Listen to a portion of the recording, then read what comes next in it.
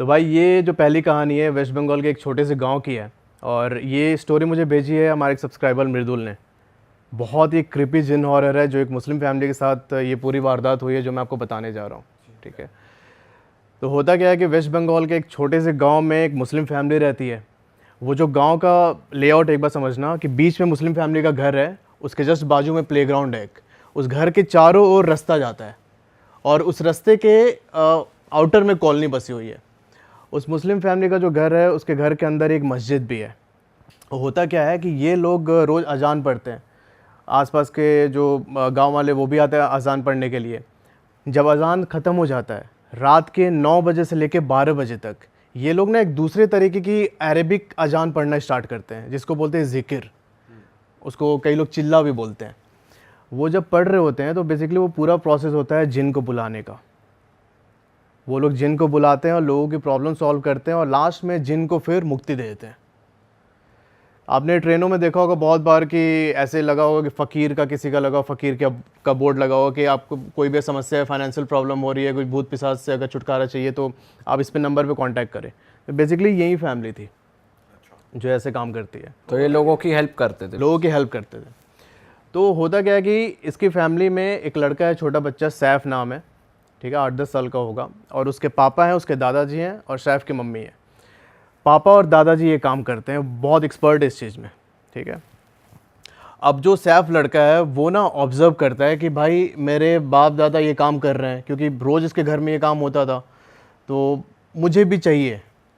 इतने लोग आते हैं, इनको इतना मानते हैं, ठीक है, उनको एकदम सर पे बैठा के रखते हैं, तो मेरे को भी ये सारी चीज़ें चाहिए। एक चीज़ और समझना, जब वो रात में ज़िक्र होता है ना, रात को 9 से 12 बजे तक, उस टाइम पर अगर उनके घर के सामने कोई खड़ा है या फिर खड़े होकर सुन रहा है तो ना उसकी तबीयत ख़राब हो जाती है बहुत बुरी तरीके से। ऐसा लग रहा, ऐसे उनको लगता है कि उनकी बॉडी की इलेक्ट्रोलाइट पूरी ख़त्म हो गई। ऐसा नहीं होता, बिल्कुल एनर्जी ख़त्म हो गई सारी, उस तरीके से उनको फील होता है। तो सैफ को भी चाहिए कि भाई मैं भी ये काम करूँगा। एक दिन सैफ क्या, अच्छा, जो इनके घर के बाजू में जो प्लेग्राउंड है यहाँ पे सारे लोग खेलने जाते थे। अब सैफ भी जाता है वहाँ पे खेलने। वहाँ पर उनके एक भैया हैं, हिंदू है वो, उसका नाम है प्रत्युष। ठीक है, प्रत्युष जो लड़का है, सैफ इसको भाई भाई बोल के बुलाता है। तो प्रत्युष उससे बोलता है कि एक दिन सैफ इससे बोलता है प्रत्युष से कि भैया आपके पापा क्या करते हैं। प्रत्युष बोलता है कि मेरे पापा सरकारी नौकरी में हैं। तो बोलता है सैफ कि तब तो बहुत अच्छा खासा पैसा कमाते होंगे। उसने बोला कि हाँ कमाते तो हैं। यहाँ पर सैफ बोलता है कि मैं ना आपके पापा से भी ज़्यादा पैसे कमाऊँगा। ठीक है, और ये चीज़ें ना लगातार होने लगे 3-4 दिन से। वो आता और ऐसे बहुत सारी ड्रीमी चीज़ें बात करता है एकदम, कि मैं ये कर लूँगा, गाड़ी खरीद लूँगा, बंगला खरीद लूँगा।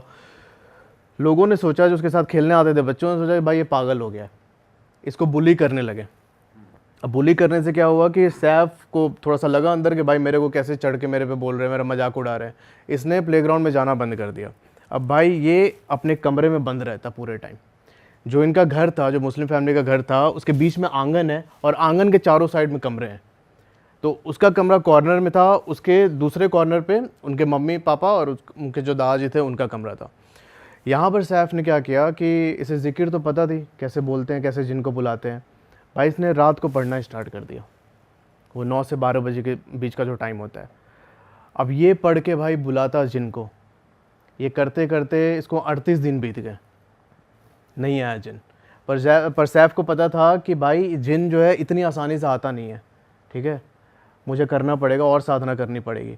भाई ये और इंटेंस कर देता। और 2 दिन के बाद जब ये अपने कमरे में सो रहा था तो भाई साहब रात के कोई 1:30-2 बजे के आसपास इसे सुनाई देता है कि कोई इसके सामने खड़े होके ग्रॉल कर रहा है, गुर्राने की आवाज़ आ रही है। और ये चीज़ तब होती है भाई जब वो साधना के बीच में था। अच्छा, साधना करते करते उसको सुनाई देता है ग्रॉल कर रहा है, और ना जैसे उसने देखा इसे डर लगा, भाई ये उठ के बैठ गया। कुछ दिखा नहीं उसको? नहीं था वहाँ पे। अच्छा, वो था वहाँ पे, पर दिक्कत ये थी कि उसने जो उस दिन की साधना थी वो कंप्लीट नहीं की। भाई बीच में उठ के बैठ गया ये। अब जब ये बीच में उठ के बैठा भाई, तो वो सामने से एकदम इसको देख के घुर्रा रहा है जिन। थोड़ी देर तक ऐसे ही रहा, घुराते रहा, उससे आई कांटेक्ट होती है इसकी। उसके बाद सैफ सो जाता है। नेक्स्ट डे से उसके जो कॉलोनी के लोग थे उन्होंने देखना स्टार्ट किया कि भाई ये अकेले छत पे जाता है शाम को, और वहाँ पे ना ऐसे रैंडमली किसी घर के सामने ऐसे करता है, पॉइंट आउट करता है फिंगर। ठीक है, ऐसा लग रहा था कि बाजू में कोई खड़ा है उससे बात कर रहा है, उस तरीके से ये कम्युनिकेट करने लगा जिन से। यहाँ पर सैफ ने जिन को अपनी साधना से वश में कर लिया था। अब देखो भाई वो क्या करता है, उसको जब भी कुछ खाना होता उससे मंगाता, तो पैसे चाहिए वो उससे मंगाता, ला के देता सब कुछ। जब सैफ को कॉन्फिडेंट हो गया सैफ कि भाई ये जिन मेरे वश में है, मैं इसे कुछ भी करवा सकता हूँ, तब इसने फिर से प्लेग्राउंड में जाना स्टार्ट किया। प्लेग्राउंड में फिर से प्रत्युष मिलता है इसको। यहाँ पर सैफ जब पहुँचा बहुत दिनों बाद प्लेग्राउंड, तो ये एक बेंच पे बैठा हुआ था कॉर्नर में। प्रत्युष आता है इसके पास, बोलता है भाई क्या हो गया, तू आता नहीं आजकल खेलने, अपने ख्याली दुनिया से बाहर निकल आ भाई, मतलब इतना सही खेलते थे हम लोग। तो कुछ बोलता नहीं है भाई। ये ना अपना गर्दन ऐसे टेढ़ा करके सैफ, और भाई ऐसे बात कर रहा है किसी से। उसके बाजू में वो जिन था, उससे 10-15 सेकंड बात की। फिर ये प्रत्युष को पता है क्या बोलता है कि आप ना मेरे बड़े भैया को बहुत पसंद आ गए हैं। प्रत्युष बोलता है कि कौन सा बड़े भैया, भाई तू तो अकेले अपनी फैमिली में। बोला कि नहीं, मेरे एक बड़े भैया हैं और आज रात को आपसे वो मिलने आएंगे। भाई साहब ये बोल के सैफ वहाँ से घर आ गया वापस। उस रात जब प्रत्युष सो रहा है रात को 2-2:30 बजे के आसपास, भाई साहब इसके विंडो के पास से वहीं गुर्राने की आवाज़ आ रही है। ठीक है, इसकी बॉडी एकदम फ्रीज हो जाती है उस समय। आंख बस खुली है इसकी, ये थोड़ा सा आंख उठा के ऐसे सर उठा के देखता है कि कौन है, और जिन इसके सामने खड़ा है। सैफ ने बोला था कि मेरे बड़े भैया आएंगे, और जिन इसके सामने खड़ा था। अगले दिन प्रत्युष फिर से गया प्लेग्राउंड में। उस रात तो मतलब उसकी तबीयत बहुत ज़्यादा ख़राब हो गई। ठीक है, कैसे जैसे जैसे उसने मैनेज किया प्रत्युष ने। अगले दिन जब पहुंचा प्लेग्राउंड में, सैफ आता है, बोलता है कि भैया आप मेरे बड़े भैया आए थे ना आपसे मिलने। बोलते कौन से बड़े भैया? नहीं, रात को जो आए थे ना आपसे मिलने कल, वही है मेरे बड़े भैया। इसकी फट लेती है भाई बहुत बुरी तरीके से। उसके बाद से अगले 6-7 दिनों तक ये आया नहीं, मतलब प्लेग्राउंड में जाना ही बंद कर दिया प्रत्युष ने। इसकी मतलब तबीयत ख़राब रहने लगी बहुत बुरी तरीके से। अब इसके बाद सैफ क्या करता है कि इसने सोचा कि अब मेरे को प्रूव करना है लोगों को कि मैं भी उनके प्रॉब्लम सॉल्व कर सकता हूँ। उनको कोई फाइनेंशियल प्रॉब्लम है, कोई रोग है, तो मैं भी जिन से ठीक करवा सकता हूँ। यहाँ पर इसने डिसाइड किया कि पर यह होगा कैसे, ऐसे तो इसके बाप है, दादा है, ठीक है, कोई इसके पास क्यों आएगा। तो इसने सोचा कि भाई मेरे को प्रूव करना है। तो इसने पता है क्या प्लान बनाया कि भाई मैं इस जिन से अपने दादाजी को परेशान करवाऊँगा, और जब वो बिल्कुल आखिरी स्टेज में चले जाएंगे, मतलब कुछ भी हल नहीं निकल रहा है, तब मैं जिन को ऐसे मतलब सबके सामने बोलूँगा कि भाई ठीक कर दादाजी को। तो ये ठीक करेगा और लोग मेरे को मानने लगेंगे। पर ये सैफ का प्लान भाई बुरी तरीके से फेल होता है। इसने जिन को छोड़ तो दिया दादाजी के ऊपर। अब दादाजी के ऊपर जब छोड़ा तो जिन उनको बहुत परेशान करने लगा। ठीक है, उनकी तबीयत एकदम बेकार होने लगी दादाजी की। वो क्या करते, दिन में चेयर पे जाके बैठ जाते घर के आंगन में, और ना एकदम सर ऐसे ऊपर करके एक टक बस ऊपर की तरफ देखते रहते। पर जैसे दादाजी खुद एक्सपर्ट थे तो वो खुद डील नहीं कर पा रहे थे। जब इनके पापा को पता चला तो उन्होंने यही सोचा कि भाई हो सकता है हम इतना ज़्यादा ट्रीटमेंट करते, इतना जिन को बुलाते हैं, तो मे भी उसका साइड इफेक्ट हो, उससे कुछ किसी जिन ने कुछ किया हो। भाई ये अपनी विद्या लगा के दादाजी के ऊपर छोड़ते कि भाई ठीक हो जाए दादाजी। पर भाई वो ना इफेक्ट ज़्यादा दिन तक रहता नहीं, 2-3 दिन रहता, फिर से ये जिन हावी हो जाता है। अच्छा, फैमिली में किसी को पता नहीं कि ये छोटा लड़का सैफ है, ये उस समय 38 दिन तक इसने वो किया था जिन को एक्टिव, क्योंकि मैंने बताया ना कि वो एक कमरे में कॉर्नर में उसका कमरा था, दूसरे कॉर्नर में इनका कमरा था। तो भाई रात को कमरा बंद करके वो ये काम करता। जो ये जिकिर होते हैं, जैसे अजान पढ़ते हैं, वो तो बिल्कुल माइक पे पढ़ते हैं ना। जिकिर जो होती है भाई बिना माइक के एकदम ऐसे चैंट करते हैं घर के अंदर बैठ के। फिर क्या होता? तो ये सीन था। तो फिर उसने दादाजी पे छोड़ा। दादाजी 1 महीने के बाद उनकी तबीयत बहुत ज़्यादा ख़राब हो गई। तब इसने अपने जिन को हुक्म दिया कि भाई जाके ठीक कर। पर मैंने बताया था कि सैफ वो जो था उस रात बीच साधना से उड़ गया था, डर के मारे बीच में छोड़ दिया था उसने। तो ये जिन को हुक्म देता भाई ठीक करो जाके, पर ये उसकी बात ही नहीं मानता। पर अब तक तो मान रहा था। नहीं, बता रहा हूँ भाई, सैफ ने बहुत टाइम से उससे काम करवाया था। मैंने आपको बताया था कि जिन जो आते हैं उनकी एक शर्त होती है कि भाई तुम मेरे से काम करवा रहे हो ठीक है, पर उनको ना बाद में मुक्ति देनी होती है। अच्छा। अब ये मुक्ति देने वाली जो विद्या थी, ये सैफ के दादाजी और उसके पापा को ही आती थी। अच्छा। अब जिन से जिन उससे यही बोलता कि इतना मतलब इतने दिन से मैं काम कर रहा हूँ भाई, मुक्ति चाहिए मुझे। नहीं मानी बात उसने, जिन ने इसकी, सैफ की बात जिन ने नहीं मानी। दादाजी ऑफ हो जाते हैं। अच्छा। अब सैफ ने सोचा कि भाई ये जो जिन है ना, ये मेरी बात नहीं मान रहा है और शायद इसके बस की बात नहीं है किसी को ठीक करना, ठीक है। उसने एक बार और ट्राई किया कि भाई तू जाके दादाजी मेरे उनके डेथ हो गई तो उनको ज़िंदा कर। मैंने मना कर दिया, नहीं, जिन ने। तो इसने सोचा कि भाई इसके बस की बात नहीं है, ये उतना पावरफुल नहीं है, तो मैं ना एक और साधना करता हूँ, मैं इससे पावरफुल जिन की कॉलिंग करूँगा मैं उससे, ठीक है। भाई फिर से स्टार्ट करता है। कुछ टाइम के बाद एक और प्रकट होता है उसके सामने जिन, उसी तरीके से। पर इस टाइम जो जिन प्रकट हुआ था भाई, जैसे अपने हिंदू में क्या होता है कि भूत पिशाच प्रेत और सबसे टॉप लेवल पे होता है ब्रह्म राक्षस, वैसे ही इनके में भी होता है। जिन का जो बिल्कुल टॉप वर्जन जो होता है वो आया इनके सामने, सैफ के सामने। अब 10 साल का बच्चा, उसको क्या दिमाग है यार, उसको समझ में आ नहीं रहा कि मैं क्या कर रहा हूँ। उसने भाई जिन को छोड़ दिया अपने पापा पे कि उनको जाके परेशान करो और फिर मैं ठीक करूँगा। यहाँ पे सैफ ये नहीं समझ पा रहा था कि भाई तुमको उसको मुक्ति भी देना है, वो तुम्हें नहीं आता।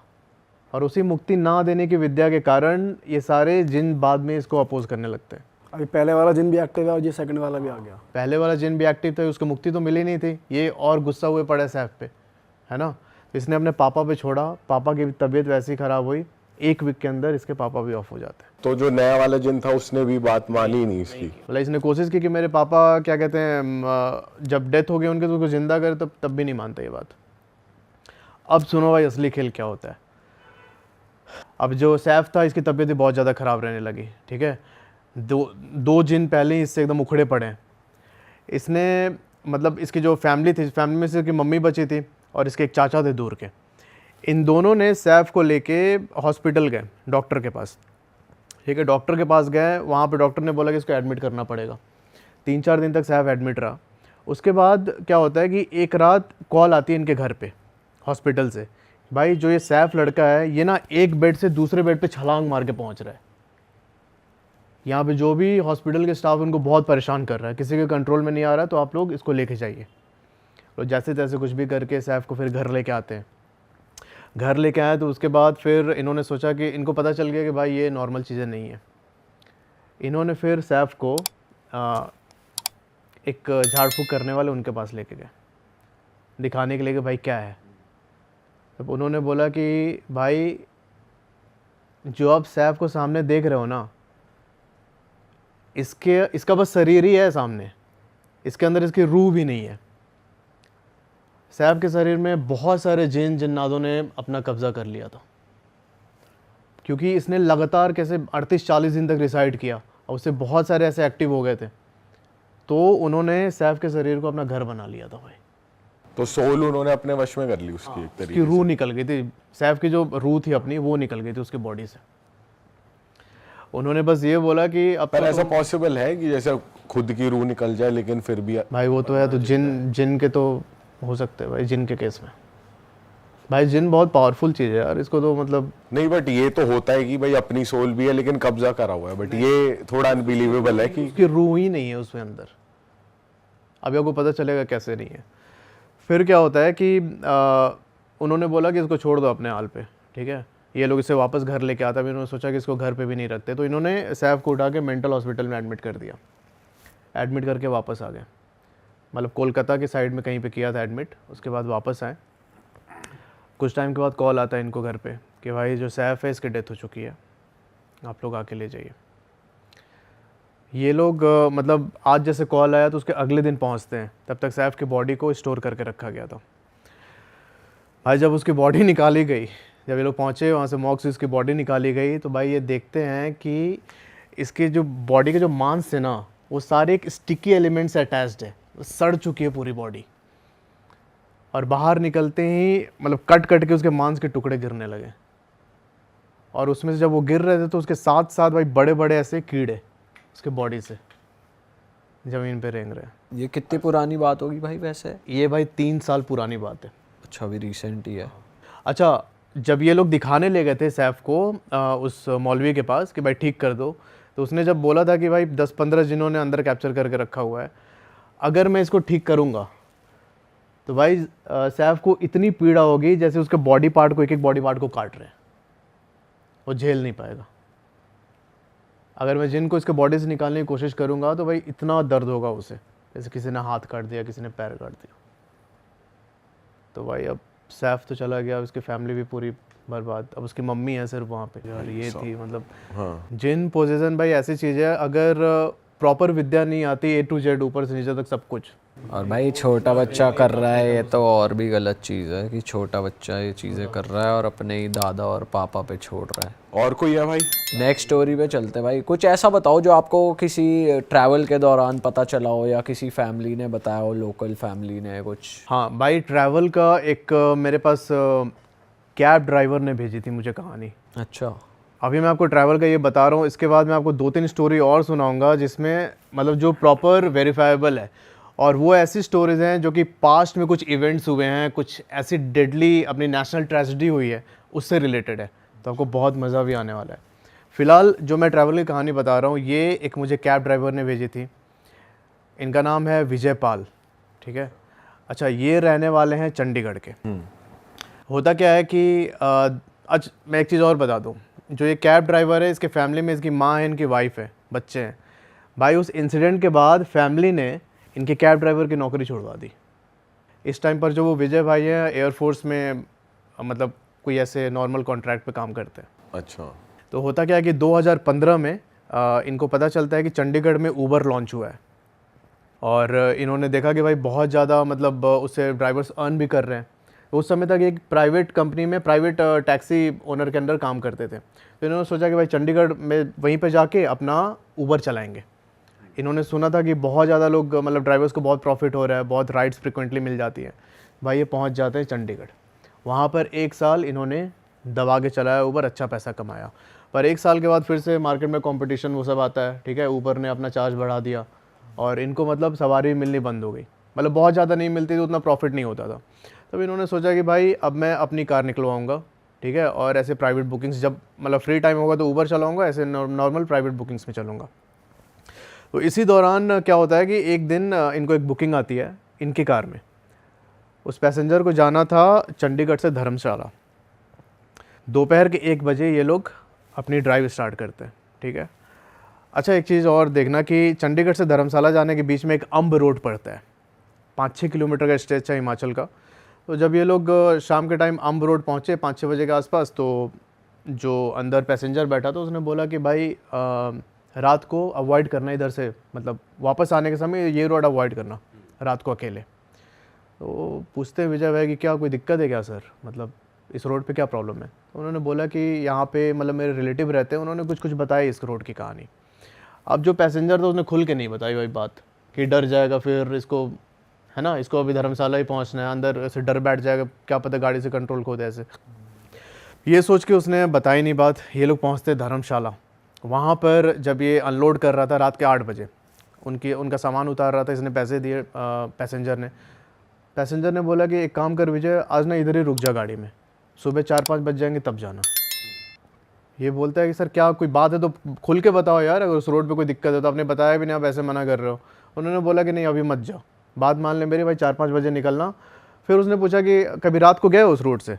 इसने मना कर दिया कि नहीं भाई, इतनी रात को तो मैं कभी नहीं गया अम्ब वाले रोड से। तो ये बोलते हैं कि रुको, पर ये नहीं मानता है। कि उसके अगले दिन सुबह चंडीगढ़ से दूसरी बुकिंग थी, जल्द से जल्द पहुंचना था। भाई ये धर्मशाला से निकलता है वापस चंडीगढ़ आने के लिए, ठीक है। रात के 11 बजे के आसपास ये एक ढाबे में रुकता है, वहाँ पे मतलब चाय पानी पीता है और फिर वहाँ से कार लेके निकलता है आगे। अब भाई देखना क्या होता है, 11:30 पौने 12 के आसपास ये पहुँचता है अम्ब रोड में। जो ये अम्ब शहर है, इसने पाया विजय ने कि भाई उस टाइम पर पूरा सन्नाटा, हल्के सी स्ट्रीट लाइट जल रही है सिर्फ, और उसके अलावा उसकी गाड़ी के अलावा कोई भी नहीं है। वो अकेले ही उस रोड पे चल रहा है, हाईवे। कुछ दूर चलने के बाद ये एंटर करता है कि स्टेट हाईवे पे, मतलब मेन जो सड़क थी हाईवे वाला रोड था वो ख़त्म होता है, एक स्टेट हाईवे पे ड्राइव कर रहा है।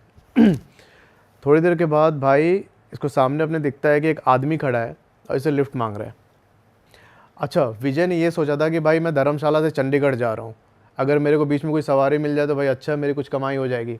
इस चक्कर में पहले उसने बस स्टॉप पे रोका था, एक पीछे बस स्टॉप पड़ा था, वहाँ पे रोका था थोड़ी देर गाड़ी कि भाई कोई सवारी हो तो मिले मुझे। आधे घंटे रुका था पर मिली नहीं। अब जैसे उसने देखा हम रोड पर भाई वो आदमी है लिफ्ट मांग रहा है, तो इसने सोचा कि भाई चलो कुछ कमाई कर लेते हैं। ये भाई जाके उसके पास गाड़ी रोकता है, हाँ, उससे थोड़ी दूर पे। वो चल के आया विजय के पास और पूछा उसने कि भाई चंडीगढ़ जाना है मेरे को। विजय बोलता है हाँ चलो आ जाओ। फिर उसने पूछा कितने पैसे, इसने बोला 2200 रुपये। वो आदमी बोलता है ठीक है। फिर विजय पूछता है कि भाई आप एक बात बताओ, इस टाइम पे आपको किसने छोड़ दिया इधर? कोई भी मतलब बहुत टाइम से मुझे कुछ दिख नहीं रहा है, आप ऐसे मतलब मेन हाईवे भी नहीं है, स्टेट हाईवे पे आप कच्ची रोड पे खड़े हो, किसने छोड़ दिया? वो कुछ बोलता नहीं है भाई। विजय बोला कि अच्छा एक काम करो, आके आगे बैठ जाओ मेरे पास। भाई उसने उस पर भी कुछ रिस्पॉन्ड नहीं किया, ये चुपचाप पीछे वाला गेट खोलता है, अंदर जाके बैठ जाता है। अब देखो क्या होता है, गाड़ी चल रही है विजय की, उस कच्चे रोड पे कोई 1.5-2 किलोमीटर चले होंगे ये। विजय को ऐसा फील होता है भाई कि इसकी जो गाड़ी है ना बहुत भारी हो गई है। ऐसा लग रहा था कि पीछे 10-15 लोग बैठे हैं, पूरा सामान लोड है, और उस तरीके से जिस गियर में गाड़ी को 50-60-70 पे चलना चाहिए भाई ये 20-22 से आगे नहीं बढ़ पा रही है। कुछ टाइम के बाद इसका इंजन हीट होना स्टार्ट हुआ। विजय को लगा कि भाई गाड़ी में कोई दिक्कत आ गई है। ये अपना गेट खोल के बाहर निकलता है इंजन की तरफ जाने के लिए। भाई जैसे गेट खोल के बाहर निकला, इसकी नज़र पीछे वाली सीट पे पड़ी और भाई साहब ये देखता है कि उस आदमी का सर गायब है और उसने वाइट कुर्ता पैजामा पहना हुआ था, वो पूरा खून से लथपथ। भाई इसको समझ में नहीं आ रहा है क्या हो गया, तो चिल्लाते हुए भाग रहा है। जब चिल्लाते हुए भाग रहा है तो इसने देखा कि भाई पीछे से वो आदमी चेज़ कर रहा है इसको। ये 700-800 मीटर तक लगातार भागते रहा। तो रोड के साइड पे एक आश्रम था, छोटा सा मंदिर है और उसके अंदर आश्रम था। ये जाके गेट पीटने लगा ज़ोर ज़ोर से। गाड़ी वहीं रोड पे खड़ी है। अब जब गेट पीटने लगा तब उधर से पंडित जी निकल के आते हैं और इसको मतलब अंदर बुलाया अपने। अंदर बुलाने के बाद इसने पूछा कि पंडित जी क्या है वो, तो पंडित जी ने बोला कि अभी उसके बारे में कल सुबह बात करेंगे, अभी रहने दो, ठीक है। ये एक इंसिडेंट आपने सुना उस रोड का। अब एग्जैक्टली क्या था ये मैं बताऊंगा, पर उसके 1 साल के बाद विजय के साथ जो ये घटना घटी, इसके 1 साल के बाद एक और वहाँ पे कांड हुआ, ठीक है, वो भी जानना। एक फैमिली थी, वो उसी रोड पे वापस चंडीगढ़ आ रही थी, ठीक है। उस फैमिली का नाम भी ले लेता हूँ। विजय ने बोला कि ले सकते हो नाम, कोई दिक्कत नहीं है। जो ड्राइव कर रहा है उसका नाम है जगतार, उसकी बीवी है अंजू, उसके 3 बच्चे, ठीक है। बीवी पीछे बैठी हुई है, एक बच्चा आगे बैठा है, जगतार ड्राइव कर रहा है, बाकी 2 बच्चे पीछे। ये भाई आ रहे थे उसी रोड पे, सेम वो जो स्टेट हाईवे था, वहाँ पर इनको आदमी ने हाथ दिया लिफ्ट के लिए। अब दिक्कत ये हुई कि इसकी बीवी ने बोला कि भाई इतनी रात को गाड़ी रोकना सही नहीं है, रहने दो, ठीक है। ये घटना हो रही है विजय के घटना के 1 साल के बाद, ठीक है। तो आप रहने दो, गाड़ी मत रोको। पर वो जो आदमी था ना, वो भाई चलते चलते रोड पे आ गया बीच में। अब जगतार ऐसे गाड़ी से उड़ा नहीं सकता था ना उसे, तो भाई इसने गाड़ी रोक दी। गाड़ी रोकी और एक गुस्से में निकला बाहर एकदम, ठीक है, देखने के लिए कि भाई तू कैसे कैसे आ गया बीच में। जब ये पहुंचता है उसके पास तो उसने बोला कि भाई मुझे चंडीगढ़ तक जाना है, छोड़ दो। जगतार तो पहले बहुत चिल्लाया, भाई क्या ये क्या तरीका है, कोई तरीका थोड़ी है भाई, तुम बीच सड़क में आ जा रहे हो, अभी एक्सीडेंट हो जाता। ये ना उसको डांटते हुए अपनी गाड़ी की तरफ आ रहा है, ठीक है, डांटते हुए अपनी गाड़ी की तरफ आ रहा है वापस ड्राइवर सीट पे बैठने के लिए। भाई इसकी वाइफ पीछे से देखती है, पीछे वाली सीट पे बैठी हुई थी, देखती है कि भाई वो ना उस जगह से उछला जोर से बहुत ऊपर तक और आके अपने कार के जो गेट थे ड्राइवर सीट के, वहाँ पे गिरता है ज़मीन पे। हस्बैंड जगतार। और जो वो आदमी था सामने जो अभी लिफ्ट मांग रहा था, वो कोई नहीं है वहाँ पे। जगतार यहाँ पे रोड पे पड़ा हुआ है और इसकी वाइफ चिल्लाने लगी ज़ोर ज़ोर से। तब वहाँ से एक पिकअप वाला क्रॉस कर रहा था। उस पिकअप वाला को जो पिकअप वाला ड्राइवर था, उसने सुना मतलब वाइफ की चीख सुनी, तो गया उनके पास पूछने के लिए क्या हो गया। थोड़ा ही सा वाइफ ने बोला था कि वहाँ लिफ्ट के लिए गया, तो समझ गया कि भाई ये वही सीन है, कि उनको पता था। अब जो ये पिकअप वाला ड्राइवर है, ये विजय का दोस्त। अच्छा। तो उसने ये कहानी विजय को बताई है। ये लोग पुलिस को कॉल करते, पुलिस आते वहाँ पे, जगतार को उठा के हॉस्पिटल ले जाते, तो वहाँ पे डॉक्टर ने उसे डेड। Oh shit. उस रोड पे ऐसे इंसिडेंट हुए। मैंने जब ये वीडियो डाली थी भाई, बहुत सारे लोगों ने कमेंट किया कि भाई है वो चीज़ जगह, हमने भी एक्सपीरियंस किया। अच्छा। तो हुआ क्या था, पंडित जी अगले दिन सुबह जगतार को लेके आए, विजय को लेके आए गाड़ी पे उसकी, और गाड़ी स्टार्ट किया, नॉर्मल हो गई गाड़ी स्टार्ट, कोई दिक्कत नहीं हुई।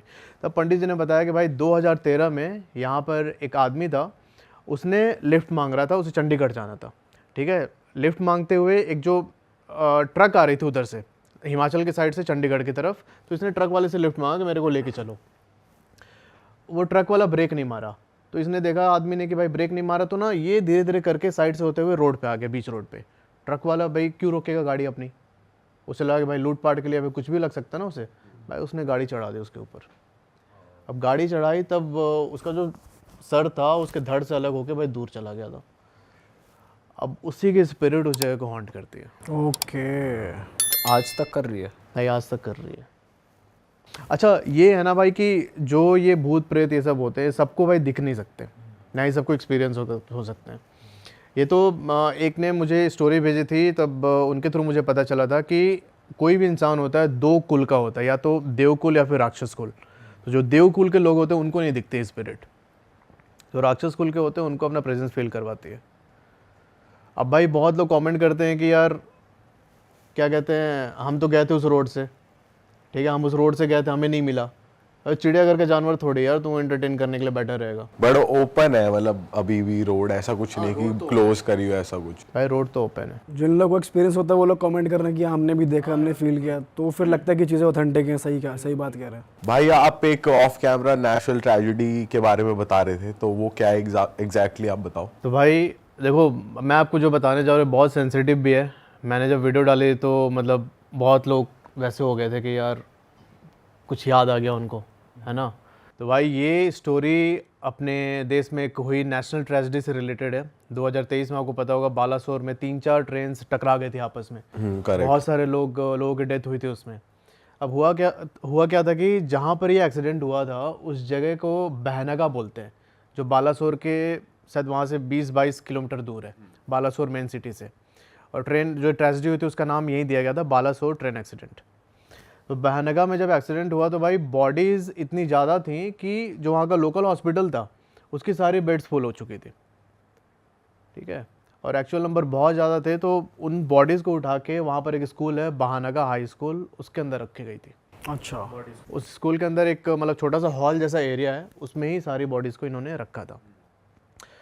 बहुत सारी बॉडीज़ ऐसी थी जिनका अंतिम संस्कार वहाँ के लोकल्स ने किया, उनके रिलेटिव्स पहुँच नहीं पाए थे, ठीक है। तो हमारे एक सब्सक्राइबर हैं उपमन्यु भाई, मैं उनका नेम चेंज कर रहा हूँ क्योंकि उन्होंने रिक्वेस्ट किया है।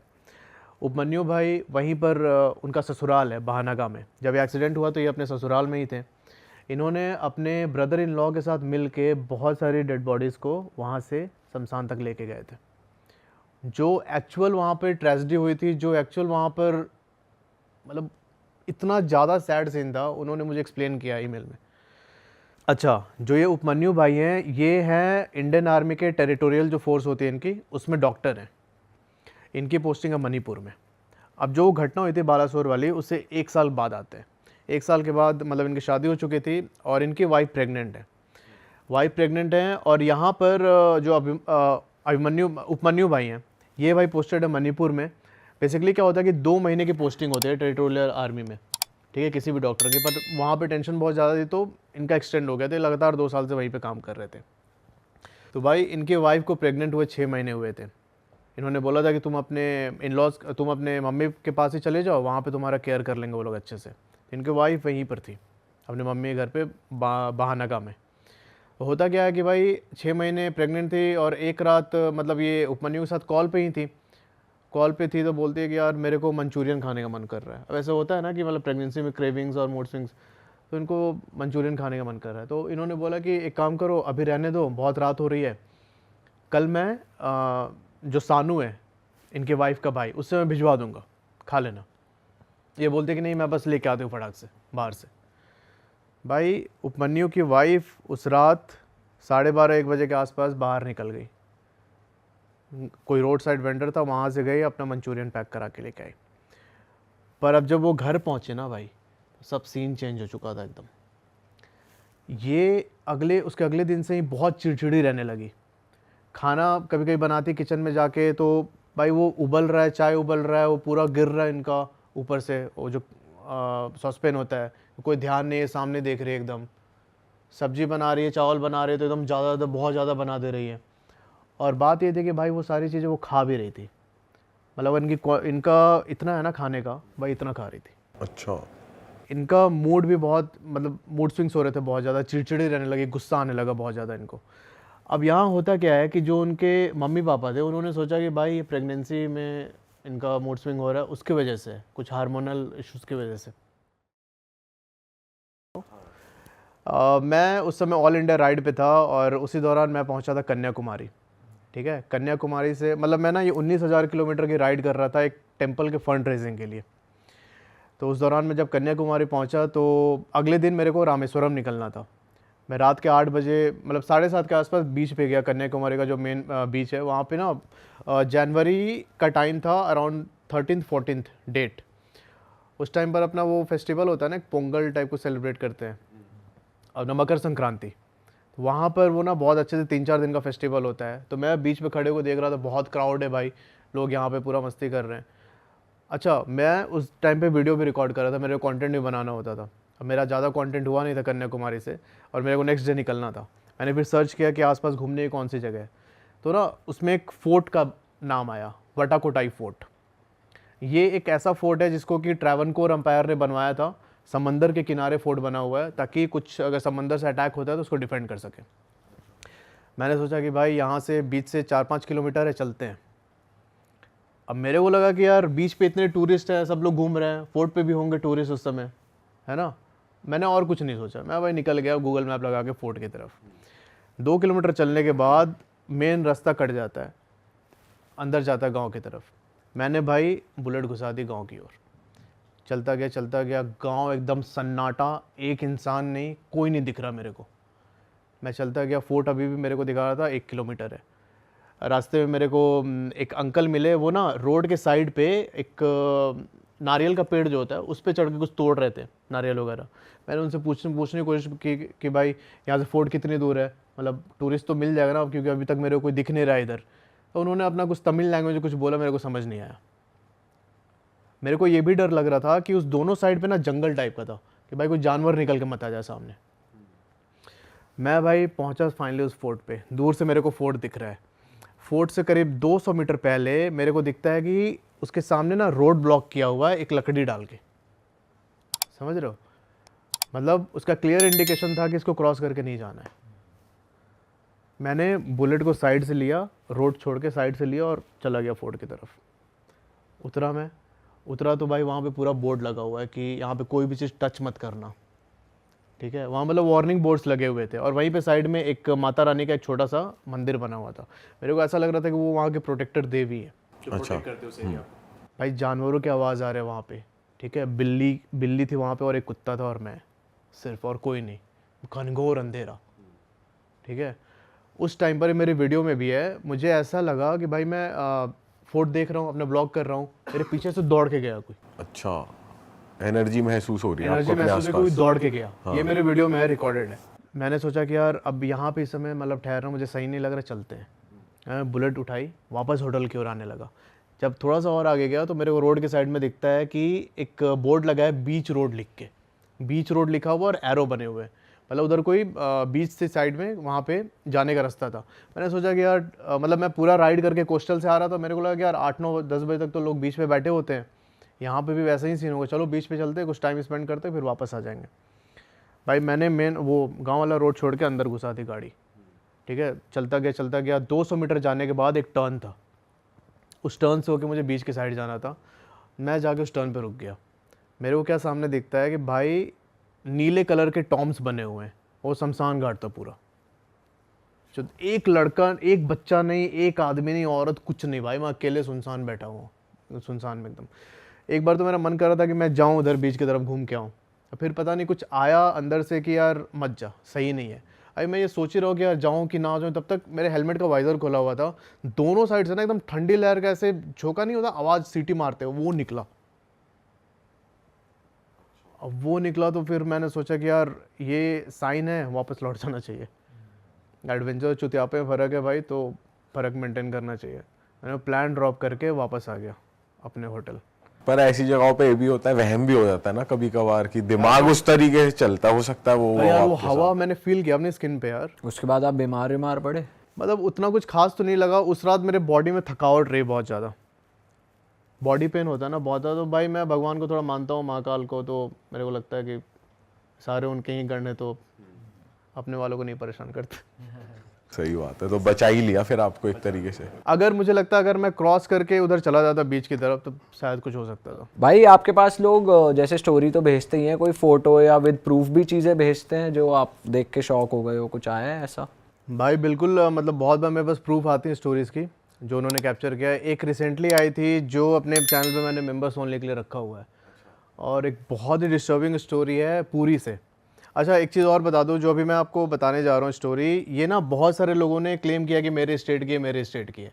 अब एग्जैक्ट किस स्टेट की है ये तो मैं नहीं बता सकता, पर मुझे जिसने स्टोरी भेजी है उसने बोला कि ये पूरी में जो लाइट हाउस है, ओल्ड लाइट हाउस, उसके नीचे की कहानी है। अच्छा। तो होता क्या है कि चार पांच लड़के थे वहाँ के, वो लोग जाते हैं बर्थडे सेलिब्रेट करने, स्कूल के ही बच्चे थे। तो रात को 12 बजे ये लोग पहुँचे अपने दोस्त को लेके कि भाई इसका हैप्पी बर्थडे मनाएंगे, पर इनको नहीं पता था कि इनका हैप्पी बर्थडे असली में होने वाला है। अच्छा भाई ये लोग अपना लकड़ी का टेबल लगाते हैं वहाँ पे, केक वेक रख दिया काटने के लिए, और इसके बाद जब वो लड़का केक काटने गया वहाँ पे तो एक जो उसका फ्रेंड था ये ना फ़ोटोज़ खींच रहा था, वीडियोज़ बना रहा था।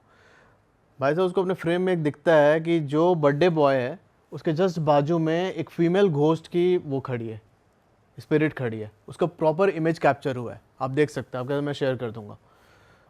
तब ना केक काटने से जस्ट पहले वो चिल्लाने लगा ज़ोर ज़ोर से। मैंने पूछा क्या हो, तो उसने बोला कि भाई मेरे को मार रहा है कोई पीछे।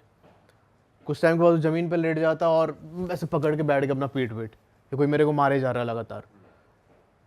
ये लोग अपना उस दोस्त को उठा के सीधा हॉस्पिटल पहुँचे, और हॉस्पिटल और उस पूरे प्रोसेस की वीडियो बनाई। उसी वीडियो में इस स्पिरिट के रोने की आवाज़ सुनाई दे रही है। पूरे 30-35 सेकंड की ये पूरी क्लिप है, अभी आप सुन सकते हैं इसमें वीडियो में।